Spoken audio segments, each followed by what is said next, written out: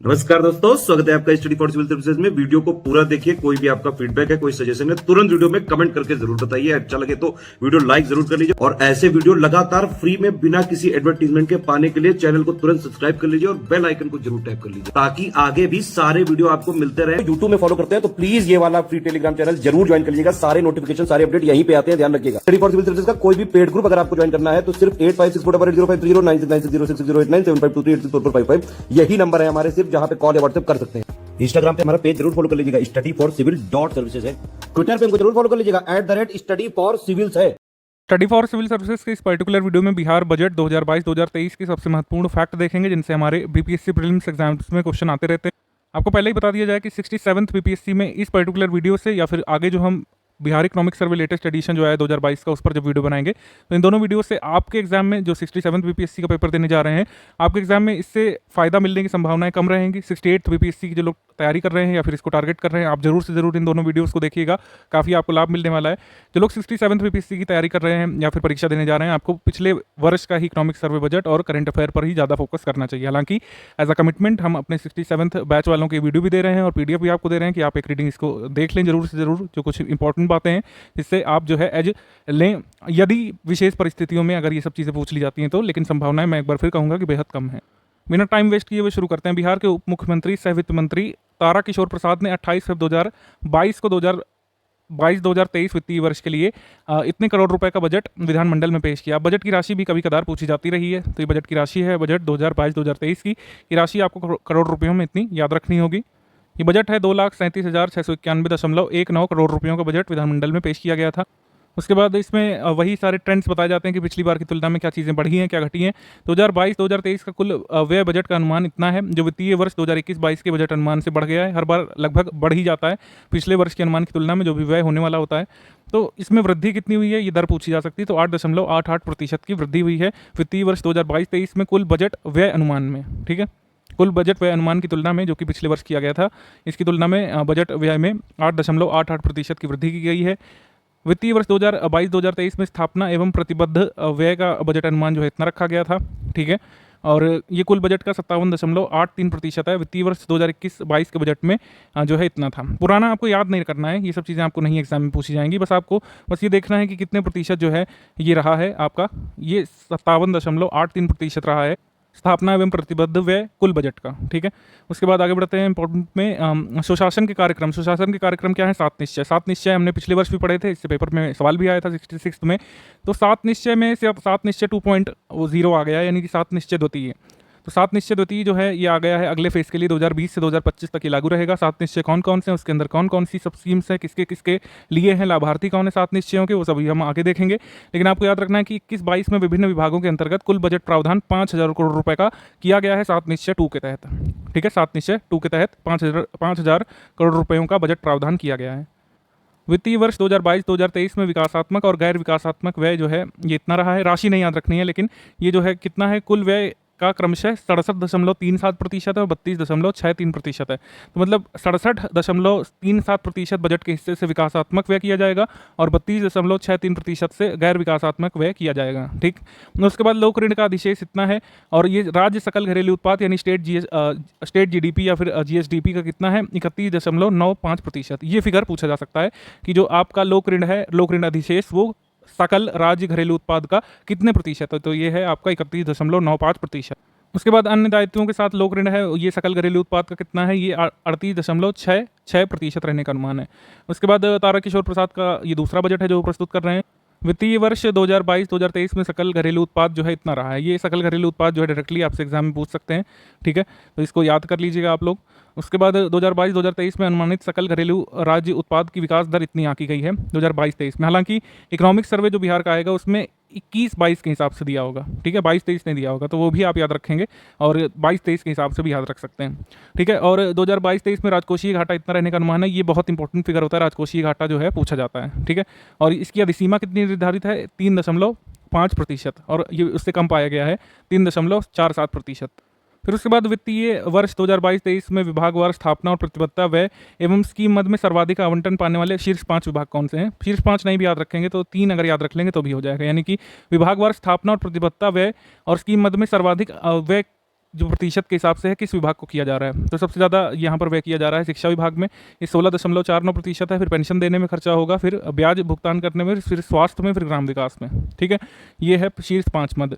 फिर उसके बाद वित्तीय वर्ष 22-23 में विभागवार स्थापना एवं प्रतिबद्धता व्यय एवं स्कीम व्यय में सर्वाधिक आवंटन पाने वाले विभाग का कितनी राशि दी गई है, यहाँ पर लिखा हुआ है। राशि बहुत रेयर केस में आपसे पूछ सकते हैं, मेरे हिसाब से नहीं पूछा जाएगा, इतना काफ़ी है अगर आप क्रम ध्यान रखेंगे कि किस क्रम में सबसे ज़्यादा आवंटन किया गया है।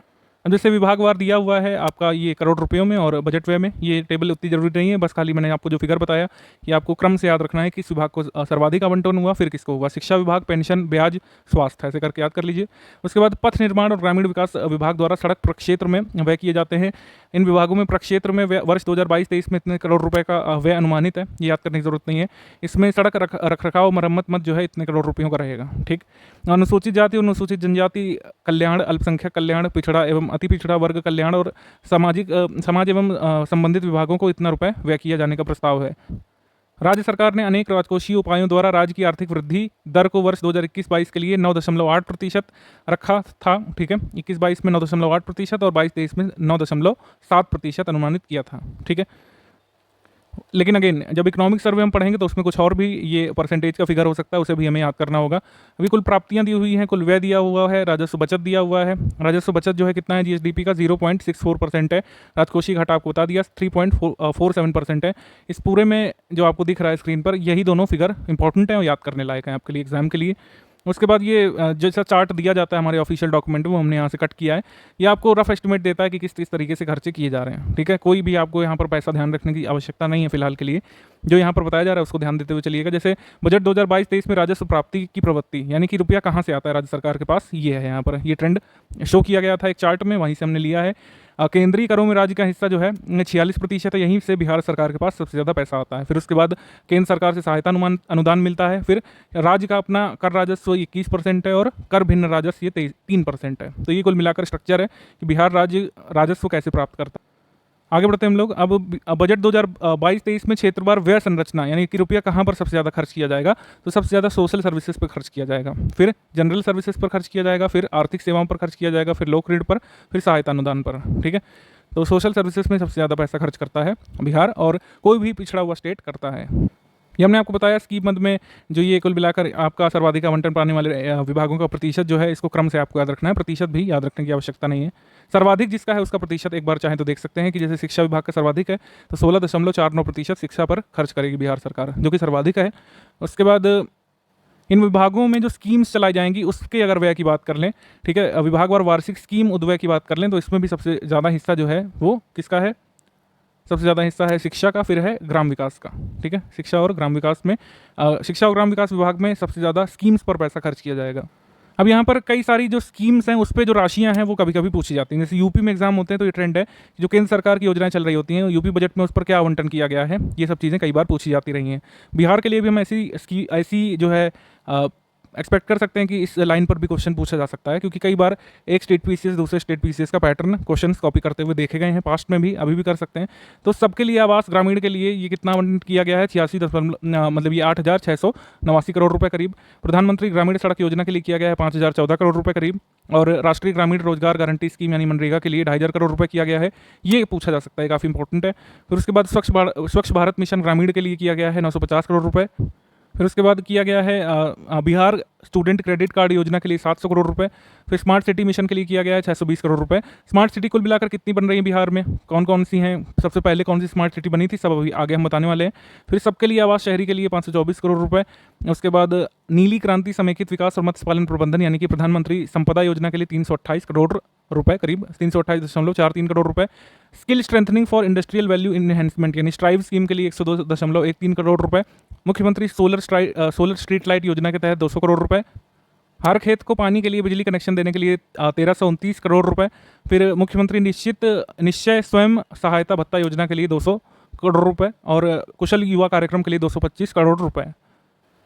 वर्ष 2022-23 में 6 सूत्र का बजट प्रस्तुत किया गया है। ये सूत्र पूछे जा सकते हैं, ये 6 पिलर, 6 फॉर्मूला या फिर 6 हम लोग कह सकते हैं थीम्स हैं बजट की, जिन पर फोकस किया जाना है। इन थीम्स के नाम सबसे पहले जरूरी है, जैसे कि स्वास्थ्य प्रथम, द्वितीय है शिक्षा, तृतीय है उद्योग और उद्योग में निवेश, चतुर्थ है कृषि और संबद्ध क्षेत्र यानी कि एग्रीकल्चर और अलाइड एक्टिविटीज़।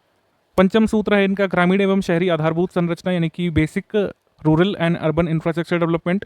फिर सष्टम यानी कि छठा सूत्र है कल्याण विभिन्न वर्गों का।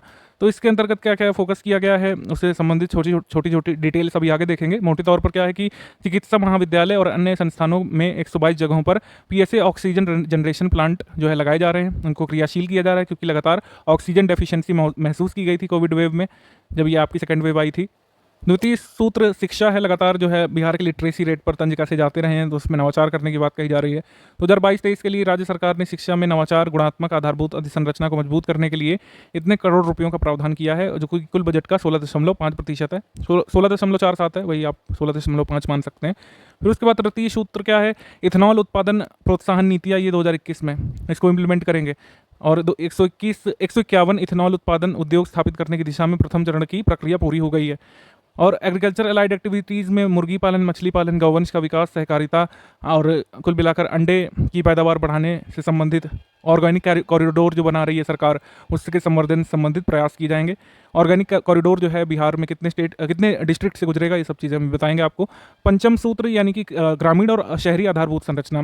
बिहार में अर्बनाइजेशन का लेवल आज भी काफ़ी कम है और लगभग 80% जनसंख्या ग्रामों में निवास करती है, तो विभिन्न स्कीम्स जो है ग्राम स्तर पर भी लाई जाएंगी। कल्याण विभिन्न वर्गों का, तो सारे वर्गों का कल्याण करने की बात कही बिहार सरकार ने। अनुसूचित जाति, जनजाति, पिछड़ा वर्ग, अति पिछड़ा वर्ग, अल्पसंख्यक वर्ग, महिला, बच्चों सभी का कल्याण किया जाएगा और उसके तहत विभिन्न स्कीम्स चलाई जाएंगी, दिव्यांगजनों के लिए भी, वृद्धजनों के लिए भी और सभी वंचित वर्गों के लिए। ये तो बात होगी थ्योरी की, लेकिन हमारे एग्जाम में प्रैक्टिकल क्वेश्चन कैसे बनेगा कि आपको कह देंगे कि बिहार बजट 2022-23 में इनमें से कौन सा सूत्र शामिल नहीं था, या फिर कितने सूत्र का बजट था, तो 6, ठीक। उसके बाद अवसर बढ़ें आगे पढ़ें, अवसर बढ़ें आगे पढ़ें के लिए क्या किया गया है कि कई सारे संस्थान खोले गए हैं, ठीक है। और 23 चयनित जिलों में 12 में जीएनएम संस्थान स्थापित किए गए हैं, मेडिकल कॉलेजेस खोले जा रहे हैं, फार्मेसी कॉलेजेस खोले जा रहे हैं, चिकित्सा महाविद्यालय, बीएससी नर्सिंग कॉलेज की स्थापना की जा रही है। कुल मिलाकर अवसर बढ़ें आगे पढ़ें का मतलब जाहिर सी बात है इसमें एजुकेशन को प्रमोट करेंगे और कई सारे संस्थान इसमें खोले जा रहे हैं। 7 निश्चय 2 बहुत जरूरी है, तो अब 7 निश्चय 2 पर आ जाते हैं। बजट आवंटन इसका इतना है, ये हम पहले बता चुके हैं आपको। और 7 निश्चय है क्या? पहला निश्चय है युवा शक्ति बिहार की प्रगति। औद्योगिक प्रशिक्षण, पॉलिटेक्निक संस्थानों की गुणवत्ता बढ़ाएंगे, तभी तो युवा शक्ति निखरेगी, तभी बिहार की प्रगति होगी, जाहिर सी बात है। तो इसके लिए भारतीय प्रौद्योगिकी संस्थान यानी कि आईआईटी पटना को नॉलेज पार्टनर बनाया गया है और हर जिले में मेगा स्किल सेंटर डेवलप किया जाएगा, ठीक है। प्रथम चरण में कहाँ पर लगेंगे? पटना, नालंदा, दरभंगा में मेगा स्किल सेंटर की स्थापना की जाएगी। युवा शक्ति बिहार की प्रगति को अचीव करने के लिए हर प्रमंडल में टूल रूम होंगे, हिंदी में तकनीकी शिक्षा उपलब्ध करवाई जाएगी, क्योंकि जाहिर सी बात है कि बुनियादी समस्या को आप एकदम से नहीं दूर कर सकते हैं। अगर कोई तकनीकी शिक्षा लेने जा रहा है लेकिन उसकी पुरानी स्कूलिंग किसी भी कार्डों से हिंदी माध्यम में हुई है, तो उसको आगे इंग्लिश में टेक्निकल एजुकेशन परसीव करने में दिक्कत होगी। तो इस वजह से बिहार अभियंत्रण विश्वविद्यालय की स्थापना की जा रही है, खेल विश्वविद्यालय की स्थापना की जा रही है और ये इंश्योर किया जा रहा है कि टेक्निकल एजुकेशन या फिर तकनीकी शिक्षा जो है हिंदी माध्यम में उपलब्ध करवाई जाए। 7 निश्चय 2 में दूसरा है सशक्त महिला, सक्षम महिला। तो मुख्यमंत्री महिला उद्यमी योजना इसमें लॉन्च की गई है। इसमें इंटर उत्तीर्ण होने पर अविवाहित महिलाओं को 25,000 रुपये तक और स्नातक उत्तीर्ण होने पर 50,000 रुपये की सहायता प्रदान की जाएगी। ये इंपॉर्टेंट फिगर है, ध्यान रखिएगा। तृतीय 7 निश्चयों में, मतलब 7 निश्चय 2 में जो तीसरा निश्चय है वो है हर खेत तक सिंचाई का पानी, ठीक है। तो जाहिर सी बात है यहाँ पर इरिगेशन को प्रमोट करेंगे। 7 निश्चय 2 में जो 4th वाला है वो है स्वच्छ गांव समृद्ध गांव। स्वच्छ गांव समृद्ध गांव के तहत सोलर स्ट्रीट लाइट योजना के अंतर्गत सभी गांवों में सोलर स्ट्रीट लाइट लगाई जाएगी। नगर विकास और आवास विभाग द्वारा पेयजल उपयोग शुल्क नीति भी अधिसूचित की गई है इसके लिए। फिर 7 निश्चय 2 में जो 5th वाला है वो है आपका ठोस एवं तरल अपशिष्ट प्रबंधन। इसमें सॉलिड वेस्ट मैनेजमेंट और लिक्विड वेस्ट मैनेजमेंट पर फोकस करना है। 34 नगर निकायों में यानी कि लोकल बॉडीज़ में, अर्बन लोकल बॉडीज़ में 52 मटेरियल रिकवरी फैसिलिटी, 66 नगर निकायों में 105 वेस्ट टू कंपोस्ट केंद्र स्थापित किए जा रहे हैं और मुजफ्फरपुर, बिहार शरीफ, मुंगेर, सुपौल, बोधगया, राजगीर को मॉडल टाउन के रूप में डेवलप किया जा रहा है। वृद्धजनों हेतु आश्रय स्थल बनाए जाएंगे, ओल्ड एज होम जिसको हम लोग बोलते हैं। शहरी गरीबों हेतु बहुमंजिला आवासन सुनिश्चित किया जाएगा, ठीक है। 7 निश्चय 6 है सुलभ संपर्कता। तो इसके तहत लॉजिस्टिक्स पर और ट्रांसपोर्ट पर काम किया जाना है। इसके बारे में डिटेल्स यही है कि लगातार सुलभ संपर्कता के तहत रोड जो है चौड़ी की जा रही है। स्टेट हाईवेज हों, नेशनल हाईवेज हों, इन सबका डेवलपमेंट बिहार सरकार कर रही है। सबके लिए अतिरिक्त स्वास्थ्य सुविधा, ये है 7 निश्चय।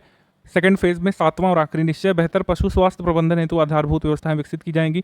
लोगों के लिए स्वास्थ्य सुविधाओं की बेहतर उपलब्धता होगी। जाहिर सी बात है कि कोविड के बाद से स्वास्थ्य वन ऑफ द मेन जो है फोकस एरिया हो गया है, ना सिर्फ गवर्नमेंट ऑफ इंडिया का, किसी भी स्टेट गवर्नमेंट का। सेकेंड वेव में जिस तरीके के हालात देखे गए थे कि कंटेन करना मुश्किल हो जा रहा था, और ये सब जो है किस लिए हुआ था? क्योंकि बेसिक इंफ्रास्ट्रक्चर मजबूत नहीं था भारत में उस समय। तो जैसे ई संजीवनी टेलीमेडिसिन सर्विसेज चलती है आयुष्मान भारत के तहत, वैसे बिहार सरकार भी करेगी, वो लोग कह रहे हैं, ठीक है। और स्वास्थ्य संसाधनों को बेहतर और विस्तारित करने हेतु कई सारे कार्यक्रम चलाए जाएंगे, ठीक है। कृषि विभाग की अगर हम बात कर लें तो 2020-21 में इसकी विकास दर रही है 3.7%। 2021 में पहली बार दलहन एवं तिलहन बीज का मिनी किट वितरण किया गया था। 2021 में पहली बार 1000 किलो शाही लीची जो है, जो जीआई रजिस्टर्ड है, लंदन भेजी गई। 750 किलो शाही लीची दुबई भेजी गई और 500 किलो जर्दालू मैंगो जो है लंदन भेजा गया था। जैविक कॉरिडोर जो है ये बनाया जा रहा है, इससे 188 किसान उत्पादक संगठन जो है अस्तित्व में आए हैं इस कॉरिडोर से। जैविक कॉरिडोर गुजरता है कितने डिस्ट्रिक्ट से बिहार में? 13 जिलों में, यानी कि 13 डिस्ट्रिक्ट्स में। किसानों को आधुनिक कृषि तकनीक के बारे में जानकारी देने के लिए 18 किसान मेले का आयोजन हुआ है वर्ष 2021 में। और भूमि एवं जल संरक्षण कार्यक्रमों के तहत 7 निश्चय पार्ट 2 में 30 फीट तक के 361 पक्का चेक डैम विकसित किए जा रहे हैं। पशु एवं मत्स्य संसाधन विभाग के बारे में बात कर लें तो 1000 दुग्ध सहकारी समितियों का गठन कॉम्फेड पटना द्वारा किया जा रहा है। बिहार में मत्स्य उत्पादन जो है इतने मीट्रिक टन पहुंच गया है। मत्स्य उत्पादन में बिहार देश में जो है चौथा राज्य है, ठीक है। बिहार में मत्स्य उत्पादन कौन से जिले करते हैं, ये हम जो इकोनॉमिक सर्वे में आपको जानकारी देंगे। सब कुछ एक ही में नहीं इंक्लूड करना है, जिससे वीडियो बहुत बड़ा ना हो और कन्फ्यूजन भी ना हो, ठीक है। राज्य में दूध का उत्पादन जो है कितना हुआ था 2020-21 में? इतने लाख मीट्रिक टन हुआ था। अंडे का वार्षिक उत्पादन इतना हो गया है। कुल मिलाकर इसमें ग्रोथ शो की जा रही है, ठीक है। और बिहार पशु विज्ञान विश्वविद्यालय पटना के अंतर्गत गोवंश विकास संस्थान की स्थापना की जाएगी, ये ध्यान रखिएगा। फिर उसके बाद सहकारिता विभाग एनआईसी के तकनीकी सहयोग से विकसित बिहार राज्य फसल सहायता योजना पोर्टल को कंप्यूटर सोसाइटी ऑफ इंडिया द्वारा ई गवर्नेंस के लिए अवार्ड ऑफ एक्सीलेंस प्रदान किया गया था पास्ट में। इसमें कुछ अचीवमेंट्स जो है गिनाती है सरकार अपने बजट में, वही हम चीज़ें यहाँ पर आपको बता रहे हैं क्योंकि इससे क्वेश्चन पूछा जा सकता है। कृषि संयंत्र योजना के तहत राज्य के सभी 8463 पैक्सों में कृषि संयंत्र बैंक की स्थापना की जानी है। प्रत्येक पैक्स को 15 लाख रुपए की राशि में 50% यानी 7.5 लाख रुपए अनुदान के तौर पर मिलेंगे। बाकी बिना ब्याज में लोन के तहत इसको मिलेंगे, आप उसको लौटा सकते हैं, ठीक है। और राष्ट्रीय कृषि विकास योजना के तहत 2021 से 22 के बीच 5 चावल मिलें स्थापित की गई हैं बिहार में, ठीक है। फिर इसके बाद ग्रामीण विकास विभाग की सफलताएं गिनाई बिहार सरकार ने कि मनरेगा के अंतर्गत 19 जनवरी 2022 को 12.01 करोड़ मानव दिवस सृजित किए गए थे, जिसमें महिलाओं की भागीदारी आधे से भी ज़्यादा है।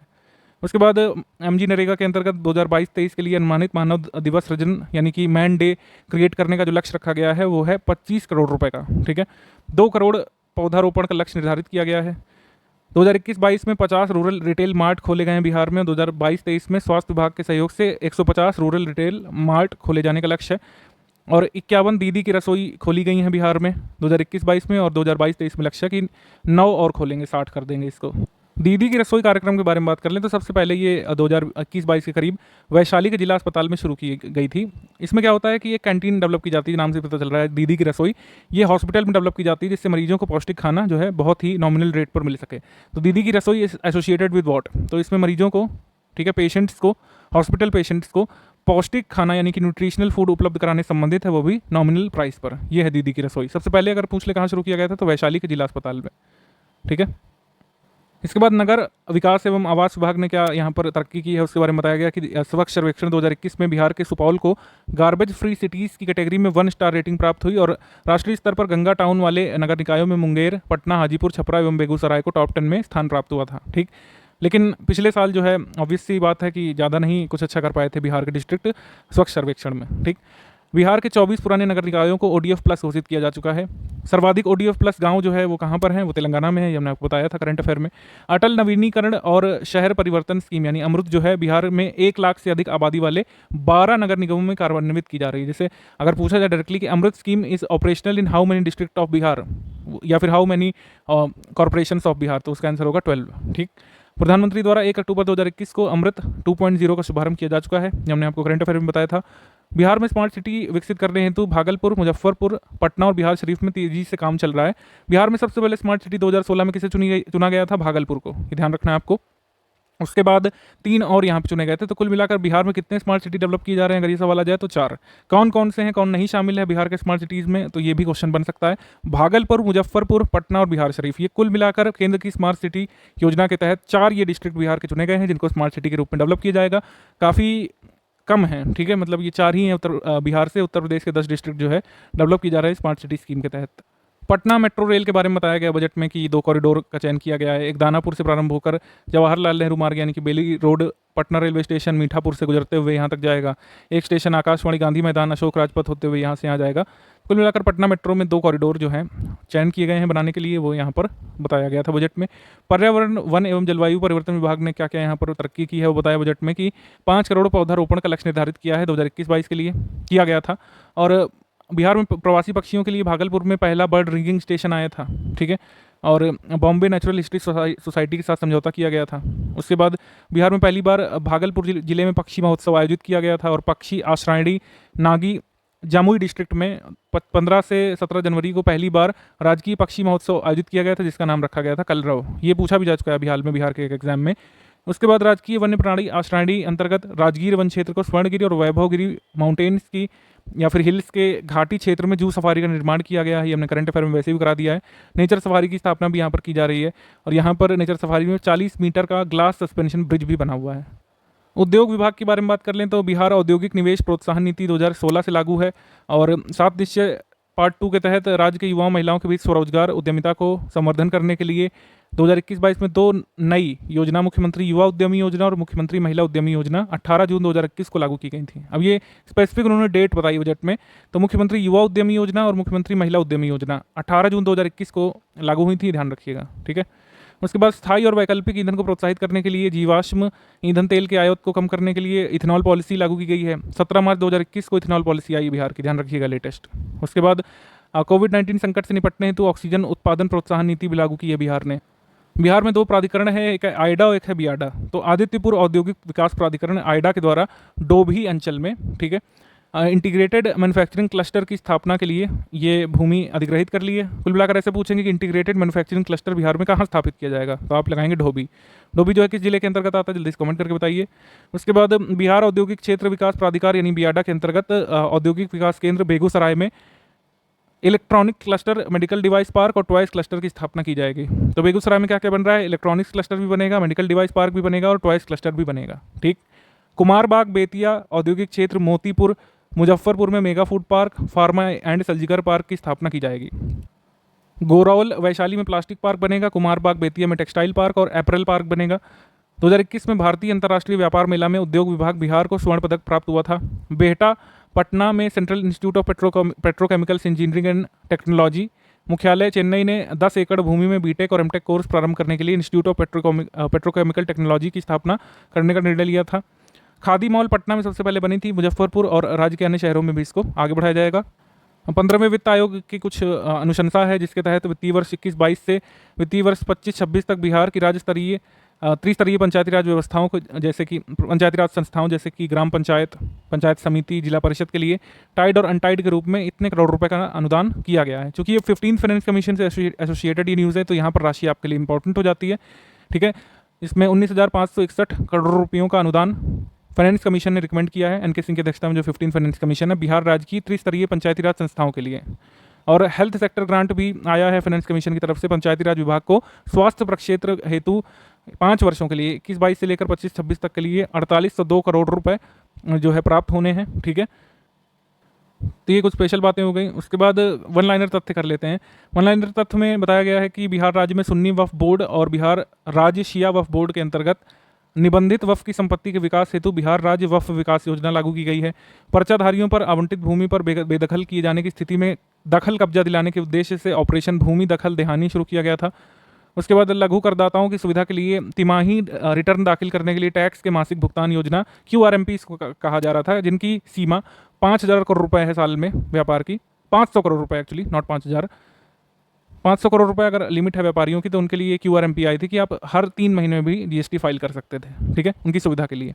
राज्य के वैसे प्रखंड जहां वाहन प्रदूषण जांच केंद्र स्थापित नहीं है, उन प्रखंडों हेतु वाहन प्रदूषण जांच केंद्र प्रोत्साहन योजना लागू की गई। बिहार स्वच्छ ईंधन योजना 2019 के अंतर्गत पटना नगर निगम क्षेत्र और दानापुर, खगौल और फुलवारी शरीफ नगर परिषद क्षेत्र की सीमा डीजल चालित तिपहिया वाहनों के परिचालन को 31 मार्च 2022 से प्रतिबंधित कर दिया गया था, ठीक है, कि तिपहिया डीजल चलित वाहन इन क्षेत्रों में नहीं चलेंगे। इसके बाद बिहार पहला राज्य जिसने अवैध खनन, परिवहन और भंडारण को रोकने के लिए और इनसे संबंधित व्यक्तियों को सजा दिलाने के लिए दंडात्मक प्रावधान किए 5 जुलाई 2021 को बिहार खनिज संशोधन नियमावली 2021 को अधिसूचित किया गया। कोविड-19 में कई सारे बच्चों का स्कूल छूट गया था, इसको देखते हुए व्यापक नामांकन अभियान, प्रवेशोत्सव विशेष नामांकन अभियान चलाया गया था। 6 से 18 आयु वर्ग के सभी बच्चों को वापस से इनरोल करने के लिए स्कूल्स में, वापस से उनका नाम स्कूल में लिखाने के लिए। एक एक उच्च माध्यमिक विद्यालय को चिन्हित करके उसको अनुकरणीय मॉडल के रूप में विकसित करेगी बिहार सरकार कि उसी की तर्ज पर अन्य स्कूल्स भी अपने को डेवलप करें। उसके बाद बिहार कैरियर पोर्टल शुरू किया गया है माध्यमिक उच्च माध्यमिक कक्षाओं के छात्र छात्राओं की कैरियर काउंसलिंग के लिए, ठीक है। उसके बाद बिहार में द्वितीय एम्स की स्थापना दरभंगा में होगी। दरभंगा चिकित्सा महाविद्यालय एवं अस्पताल लहरिया सराय के परिसर में ये एम्स बनेगा बिहार का दूसरा। उसके बाद पटना चिकित्सा महाविद्यालय एवं अस्पताल पटना के पुनर्विकास योजना के तहत विश्व का दूसरा सबसे बड़ा अस्पताल बनाया जा रहा है पटना में, ठीक है। भारत का सबसे बड़ा या फिर विश्व का दूसरा सबसे बड़ा बनाया जा रहा है। इंदिरा गांधी आयुर्विज्ञान संस्थान पटना में 100 बेड का स्टे कैंसर इंस्टीट्यूट की स्थापना की गई है। बिहार सरकार ने 2 अप्रैल 2021 को बाल हृदय योजना की शुरुआत की थी। इसके तहत क्या था कि जो चाइल्ड जन्म लेते हैं हृदय में छेद के साथ उनकी पूरी सहायता की जाएगी, उनके इलाज का खर्च जो है राज्य सरकार उठाएगी। ई संजीवनी टेलीमेडिसिन के बारे में आपको बताया कि टेलीमेडिसिन के माध्यम से जो है ओपीडी मरीज जो है परामर्श ले सकते थे फ्री ऑफ कॉस्ट डॉक्टर से। पटना शहर को जाम से मुक्त किए जाने की दिशा में जो है यहाँ पर डबल डेकर फ्लाईओवर पटना में बनाया जा रहा है। बोधगया में महाबोधि सांस्कृतिक केंद्र का निर्माण किया जा रहा है। पटना में प्रकाश पुंज का निर्माण किया जा रहा है जो कि हमारे सिख गुरुओं से संबंधित है। पटना शहर के गुरु का बाग के पास 10 एकड़ में फैले क्षेत्र में प्रकाश पुंज पार्क में गुरु गोविंद सिंह के बेटों यानी कि अजीत सिंह, फतेह सिंह, जुझार सिंह, जोरावर सिंह आदि के नाम पर 4 द्वार बनाए गए हैं और चारों द्वारों पर हेमकुंड साहिब, पावंटा साहिब, नांदेड़ साहिब, केसगढ़ साहिब और पटना साहिब नामक 5 गोलाकार दीवारें भी बनाई गई हैं, ठीक है। तो आपसे पूछे प्रकाश पुंज किस धर्म से एसोसिएटेड है, तो सिख से, ठीक है, सिखिज्म से। उसके बाद राजगीर में राज्य खेल अकादमी सह अंतर्राष्ट्रीय मानक क्रिकेट स्टेडियम बनाया जा रहा है। उसके बाद वैशाली में बुद्ध सम्यक दर्शन केंद्र और संग्रहालय का निर्माण किया जा रहा है। पटना में APJ Abdul Kalam science city का निर्माण किया जा रहा है और दरभंगा में प्लेनेटेरियम बन रहा है जिसको तारामंडल बोलते हैं। संकल्प योजना के तहत बिहार राज्य प्रवासी मजदूरों के लिए माइग्रेशन काउंसलिंग कम रजिस्ट्रेशन सेंटर स्थापित किया जाएगा, ठीक है। और 10 जिलों यानी कि जिनके नाम लिखे गए हैं पटना, पूर्णिया, भागलपुर, मधुबनी, सिवान, दरभंगा, मुजफ्फरपुर, समस्तीपुर, सीतामढ़ी और गया में ये माइग्रेशन काउंसलिंग कम रजिस्ट्रेशन सेंटर स्थापित किए जाएंगे, ठीक है। 7 निश्चय पार्ट 2 के अंतर्गत बिहार के 38 जिलों में मेगा स्किल सेंटर्स की भी स्थापना की जाएगी। बिहार देश का पहला राज्य है जिसने बिजली उपभोक्ताओं के लिए स्मार्ट मीटर को प्रीपेड मोड में लगाने का कार्यान्वयन शुरू कर दिया है, ठीक है। यहाँ पर इतने मीटर लग भी चुके हैं। तो स्मार्ट मीटर एक बात है जो उत्तर प्रदेश में लगे हैं, स्मार्ट मीटर को प्रीपेड मोड में लगाने वाला बिहार पहला राज्य बना है। और बिहार देश का पहला राज्य है जो 19 किलोवाट तक के अपने सभी शहरी और ग्रामीण क्षेत्र के लिए विद्युत संबंध प्राप्त करने के लिए, यानी कि विद्युत कनेक्शन अगर आप 19 किलोवाट तक का भी प्राप्त करना चाहते हैं तो सुविधा ऐप से प्राप्त कर सकते हैं बिहार में। नीचे मछली ऊपर बिजली योजना के तहत दरभंगा में 1.6 मेगावाट का फ्लोटिंग सोलर पावर प्लांट लगाया जा रहा है। सुपौल में भी 525 मेगावाट क्षमता वाला फ्लोटिंग सोलर पावर प्लांट लगाया जा रहा है, ठीक। और बिहार में वर्तमान में कुल 13 जल विद्युत परियोजनाएं कार्यरत हैं और कुल मिलाकर उत्पादन क्षमता इनकी है 54 मेगावाट। राज्य में तकनीकी शिक्षा के उन्नयन के लिए और डेवलपमेंट के लिए बिहार अभियंत्रण विश्वविद्यालय जो है स्थापित किया जा रहा है। गया में रीजनल साइंस सेंटर का निर्माण जो है पूर्ण किया जाएगा, जल्द कहा जा रहा है। खाद्य सुरक्षा अधिनियम 2013 को लागू करने वाला पहला राज्य बिहार बना था। हालांकि अगर ये पूछा जाए कि किस राज्य ने अपने यहाँ पर पहला खाद्य सुरक्षा अधिनियम देश का लागू किया था तो उसका आंसर छत्तीसगढ़ होगा, बिहार ने।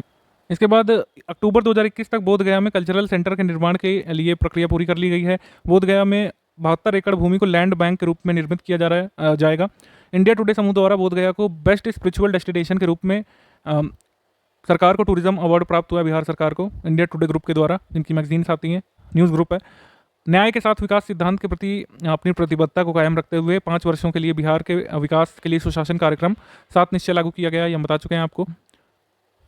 इसके बाद बिहार ई लोक सेवा के रूप में अपनाए गए नवाचार में अपनी विशेषताओं के लिए सफलताओं के लिए राष्ट्रीय स्तर पर 13 नवंबर 2021 को 75वें स्कॉच समिट में बिहार को गवर्नेंस गोल्ड अवार्ड मिला था बिहार ई लोक सेवा के लिए, ठीक है, ई गवर्नेंस के लिए। उसके बाद मधुबनी जिले के जयनगर में कमला नदी पर बैराज बनाया जा रहा है। बिहार द्वारा पंचायती आम निर्वाचन में जो है ईवीएम का इस्तेमाल किया गया था पहली बार, ठीक है। उसके बाद मुख्यमंत्री नारी शक्ति योजना के अंतर्गत सिविल सेवा प्रोत्साहन राशि प्रारंभ की गई है। इसके तहत अगर कोई महिला बिहार स्टेट की अगर यूपीएससी प्री पास कर लेती है तो उसको मेंस और इंटरव्यू के लिए सहायता राशि 1 लाख रुपए मिलेंगे। अगर बीपीएससी का प्रीलिम्स पास करती हैं तो उनको इंटरव्यू और मेंस की प्रिपरेशन के लिए 50,000 रुपये मिलेंगे। ये है कुल मिलाकर